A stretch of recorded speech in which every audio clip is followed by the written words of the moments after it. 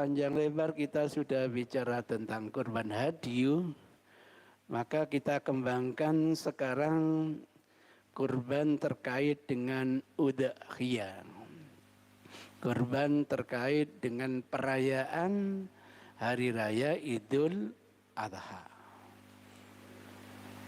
Dulu pernah kita sampaikan bahwa kurban hadyu itu mukallafnya adalah individu personal. Maka kalau keluarga kita jumlahnya 10 orang, ya jumlah hadyunya adalah 10 ekor kambing. Boleh yang 7 orang bersarikat diganti seekor sapi atau seekor unta. Sisanya yang 3 orang tetap menyembelih apa? Kambing. Sehingga nilainya nanti ada 7 ekor kurban. Nah, berbeda dengan hadyu adalah udhiyah.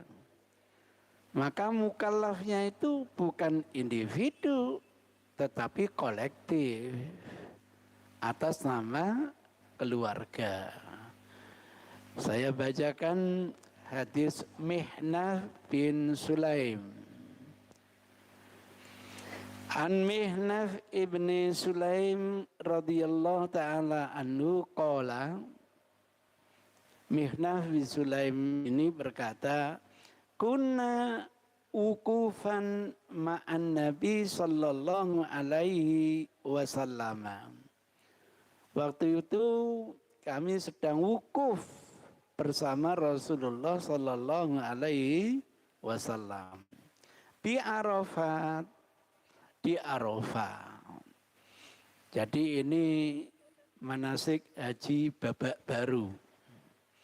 Karena dulu wukuf haji umat sebelum Nabi Muhammad bukan di Arafah, tetapi di Masy'aril Haram.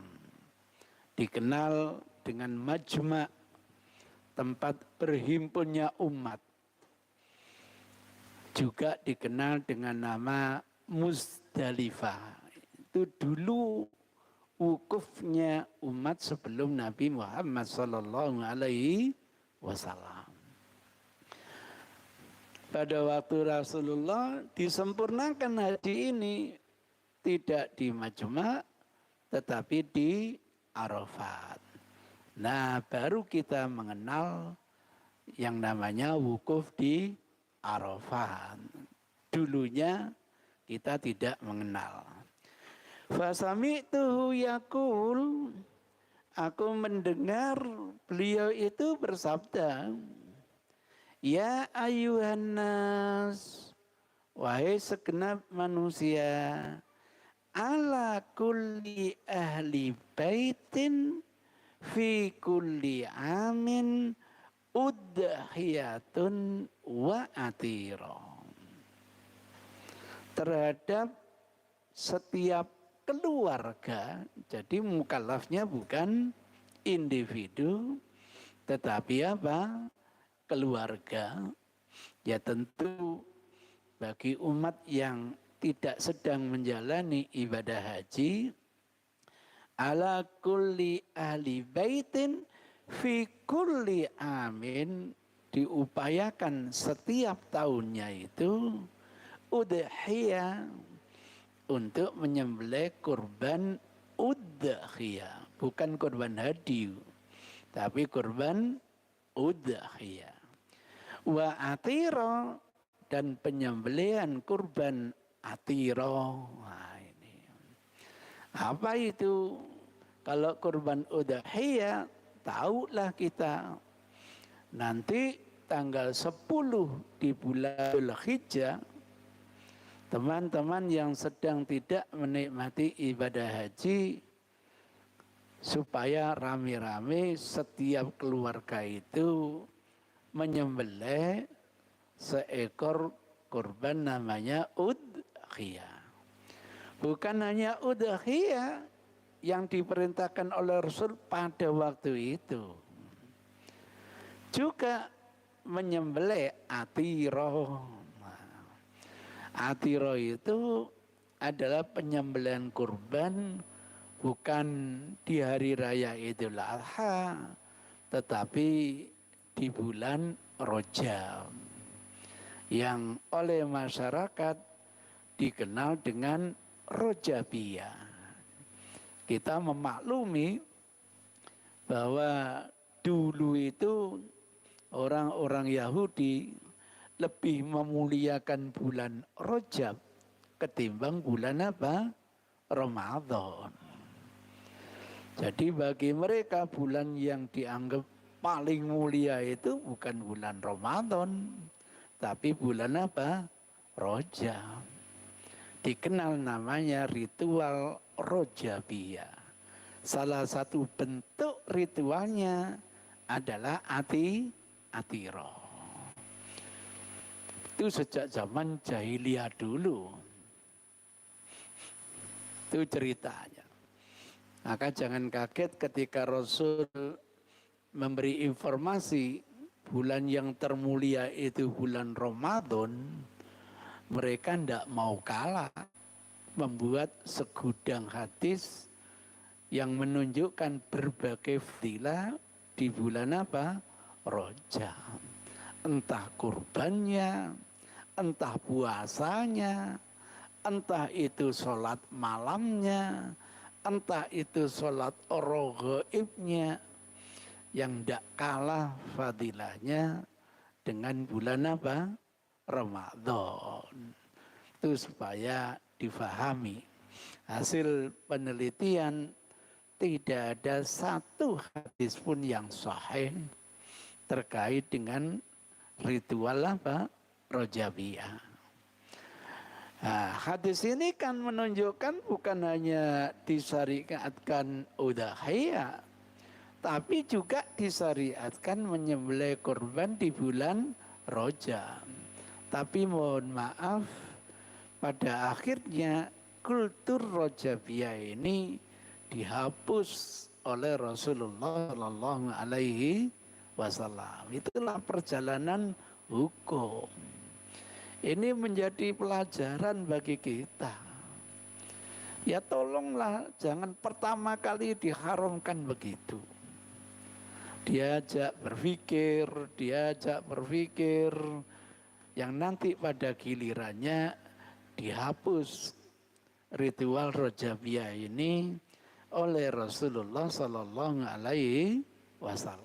Beberapa kultur sehingga hadis ini dikeluarkan oleh Baihaqi nomor urut 18.789, Ahmad 17.920, Abu Daud 22.788, Tirmidzi 1.518, Nasai 4.224, Ibnu Majah 3.125. Ini ada catatan penting, saya tulis di sini.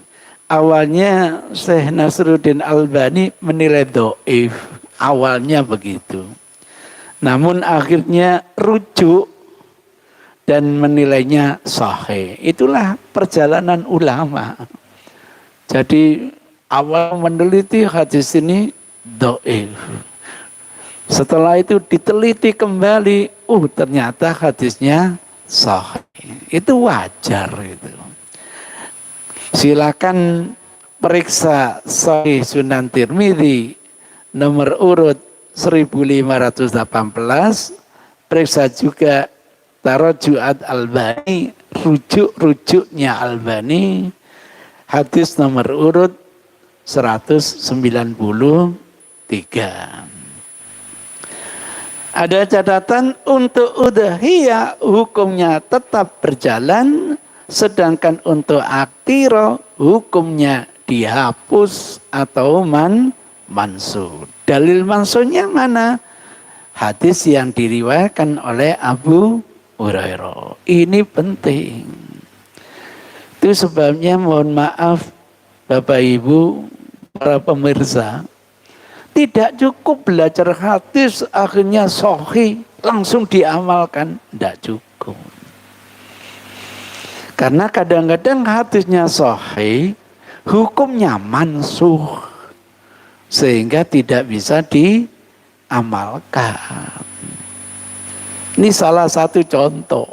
Setelah diteliti, hadisnya sahih, tapi ternyata hukumnya mansuh. Buku yang membahas nasikh dan mansuh dalam hadis itu cukup banyak. Dan yang paling terkenal adalah Al-I'tibar.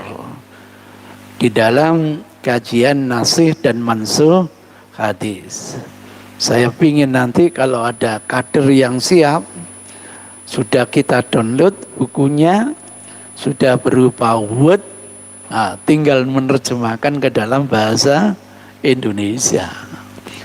Sehingga tidak semua hadis yang sahih itu makmul bisa diamalkan. Sayang kalau di Indonesia itu macam-macam. Kenapa tidak makmul? Mohon maaf, karena tidak sesuai dengan rasio. Nah, ini tawaran teman-teman jil ini. Hadisnya sahih, kenapa tidak makmul? Ini berseberangan dengan kesetaraan gender. Hadisnya sahih, kenapa tidak makmul? Ini berhadapan dengan demokrasi, nggak sesuai dengan demokrasi. Jadi payung untuk menjadikan makmul dan tidak itu bukan kesahihan sanad, tetapi karena apa? Tidak sesuai dengan mungkin nalar, tidak sesuai dengan asas keadilan, tidak sesuai dengan asas hak azazi manusia. Inilah tawaran dari teman-teman jil. Sementara di internal kita berhadapan, kenapa tidak makmul? Bertentangan dengan Quran lah gitu. Padahal apa? Hadis yang sahih tidak mungkin benturan dengan Al-Quran. Ada hadis sahih, kok nggak makmul, kenapa? Pertentangan yang lebih sahih, benar. Maka yang lebih kuat itu namanya mahfud, terjaga. Yang kurang kuat itu namanya syad. Mungkin bahasa Inggrisnya itu nyeleneh gitu. Jadi begitu kajian hadis itu. Jadi tidak semua yang sahih itu makmul bisa diamalkan. Contohnya apa? Sanadnya sahih, bersambung. Kok di dalam memberi tangan kiri, memberi tangan kanan jangan sampai tahu. Padahal yang lebih sahih, tangan kanan memberi, tangan kiri jangan sampai tahu. Kalau gitu, yang pertama hadisnya sahih, tapi ghairu ma'mul, tidak bisa diamalkan. Yang diamalkan hadis yang lebih sahih. Itu ceritanya.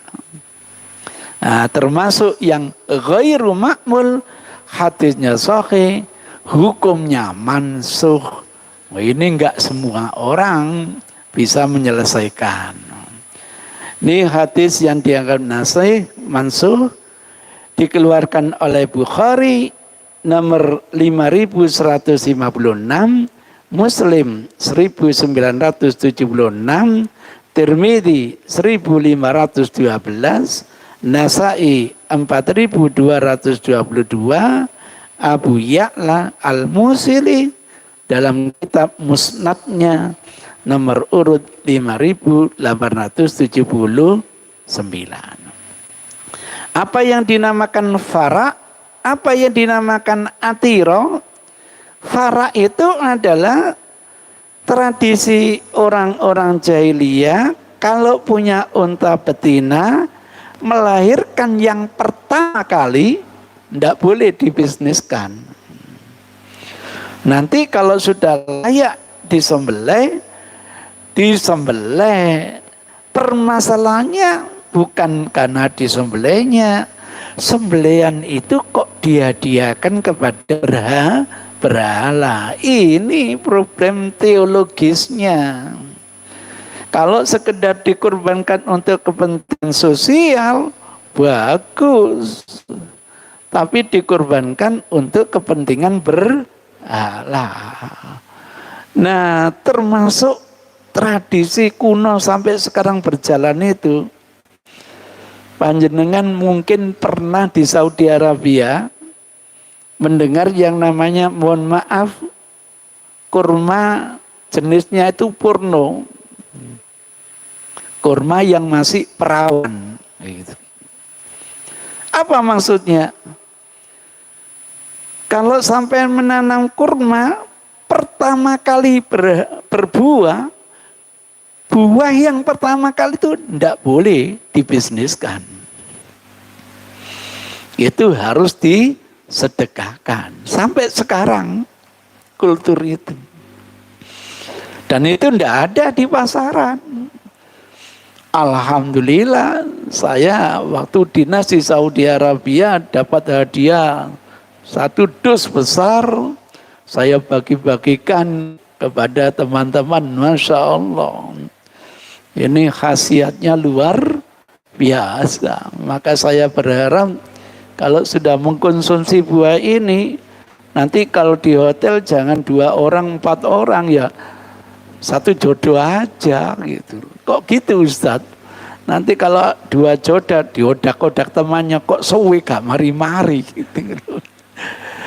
Waduh, akhirnya ada jamaah itu, bener Ustadz, ada lagi Ustadz sisa yang udah habis gitu. Jadi itu namanya kurma perawan, ndak ada, ndak dijual, ndak boleh dijual, memang disedekahkan. Nah, kultur-kultur yang baik ini ndak apa-apa dilestarikan. Ndak ada kaitannya dengan apa? Teologis, tidak ada. Ini ceritanya. Lah, farok ini dilarang, dihabisi oleh Rasul karena apa? Kok disembelih, dihadiahkan kepada berhala. Ini syirik sudah. Itu ceritanya. Watiro itu tadi di bulan Rajab mereka seakan-akan berkewajiban menyembelih, lagi-lagi dihadiahkan kepada berhala. Itu yang menjadi kenapa dihapus hukumnya oleh Rasul. La faro'a wala atiro fil Islam. Sudah habis yang namanya kultur. Sidoarjo ini ada kultur. Saya pernah mendengar tapi belum tahu jelasnya, bawa makanan, bawa apa, kemudian dibawa ke laut, terus diapakan itu? Oh, diberikan ikan, yo ndak apa-apa gitu. Biar ikannya sehat-sehat. Saya kira akidahnya ndak gitu. Itu perlu dikaji, Pak. Ada ndak aspek-aspek teologisnya yang bertentangan dengan apa? Islam. Kalau tidak ada, monggo jalan terus. Kalau ada, tolong hentikan. Itu namanya kultur. Itulah sebabnya hadis yang diriwayatkan oleh Abu Hurairah berikut ini dinilai bermasalah. Hadis ini yang sering dipakai orang mewajibkan yang namanya menyembelih apa? Kurban. Wa an Abi Hurairah radhiyallahu taala anhu qala Rasulullah sallallahu alaihi wasallam, man kana lahu sa'atun walam yudahi, siapa yang punya kemampuan tapi dia tidak menyembelih udhiyah, tidak menyembelih kurban terkait hari raya Idul Adha, fala yaqrabanna musallana, maka jangan dekat-dekat dengan tempat sholat kami. Hadis ini yang sering digunakan. Kenapa? Ada dua substansi yang tidak ada korelasinya. Apa korelasinya? Orang kaya tidak kurban dengan tidak sholat. Ada teman kita kaya raya, tapi dia ngikut sholat, syarat dan rukunnya dipenuhi. Sah atau tidak? Sah, tidak ada korelasinya. Berbeda kalau ada korelasinya, kesempurnaan sholat bergantung kepada kesempurnaan apa? Wudhu. Karena wudhu itu memang salah satu syarat dari apa? Sholat. Ada korelasinya di situ. Itu ceritanya. Dan hadis ini yang sering dipakai menghukumi kurban itu adalah wajib. Padahal nanti berhadapan lagi dengan hadis sahih dari Rasul, idza ra'aitum hilala dzulhijjah, kalau kalian menyaksikan hilalnya bulan Dzulhijjah. Dulu belum ada kalender. Kalau sudah ada kalender, kalau kalian yakin masuk tanggal 1 bulan Dzulhijjah, wa arada ahadukum ayyudhahiya, dan berkeinginan salah seorang di antara kalian untuk menyembelih kurban udhiyah. Arada itu berkeinginan, mau silakan, ndak mau juga apa? Silakan. Mumpung ada samila. Coba dilihat ini. Wa arada ahadukum ayyudahya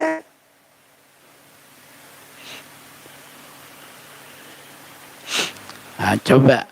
Wa arada ahadukum ayyudahya, saya ambil di Majami' saja misalnya. Klik.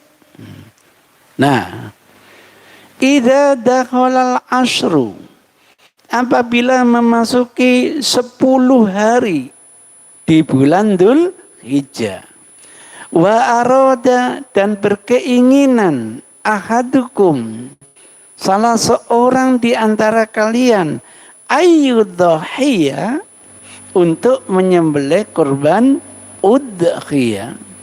Kalau aroda itu tidak mungkin wajib gitu. Yang mau silakan, tidak mau juga apa? Silakan. Fala yamassa min sya'rihi, supaya tidak menyentuh dari rambutnya, wa basyaratihi, dan kulitnya, syai'an, sedikit pun. Nah, ini nanti diskusinya. Yang disentuh itu rambut orang yang berkorban atau binatang yang hendak dikorbankan. Nah, itu nanti dikeluarkan oleh Muslim, oleh Nasa'i, oleh Ibnu Majah dari Ummu Salamah, salah seorang istrinya Rasulullah Sallallahu Alaihi Wasallam. Dari Muslim aja sudah sahih. Kalau ingin tahu detailnya di mana sahih ini, lanjut. Nah, ini rahasianya orang pinter. Nah, di Muslim nomor urut 1977, Nasa'i nomor urut 4360. Mulane kok gampang. Nggak boleh saya tunjukkan, nanti pinter semua, repot. Jadi begitu. Ini baru hadis yang sahih. Mau kurban itu terkait mau atau tidak. Enggak mau, enggak apa-apa. Itu ceritanya. Nah, kalau kajian hadis secara tematik begini, enggak parsial. Saya yakin kita nanti akan lebih tahu mana yang lebih dekat. Saya tidak mengatakan yang sahih. Nanti kalau katakan yang sahih, yang lain tidak sahih nanti. Itu gambarannya. Kembali ke laptop. Nah gitu. Ini ceritanya kenapa yang dulu saya katakan beda mukalafnya itu antara kurban yang namanya hadiyu dan kurban yang namanya udhiyah. Dengan adanya perbedaan begini nanti berimplikasi macam-macam. Termasuk nanti akan menjawab boleh ndak patungan, nah, gitu. Nanti akan menjawab boleh ndak kepalanya diberikan ke Pak Yai. Nanti melanjutkan lagi boleh ndak menjual kulitnya, gitu. Nanti membahas lagi boleh ndak penyembelihnya itu kita kasih upah. Macam-macam bahasanya. Jadi tidak dikebiah ya. Ini yang namanya memahami hadis secara proporsional. Porsinya hadis ini di udhiyah, porsinya hadis ini di hadiyu. Maka nanti akan beda mana kurban udhiyah, mana kurban hadiyu. Demikian, kurang lebihnya mohon maaf. Billahi hidayah wa taufik. Wassalamualaikum warahmatullahi wabarakatuh.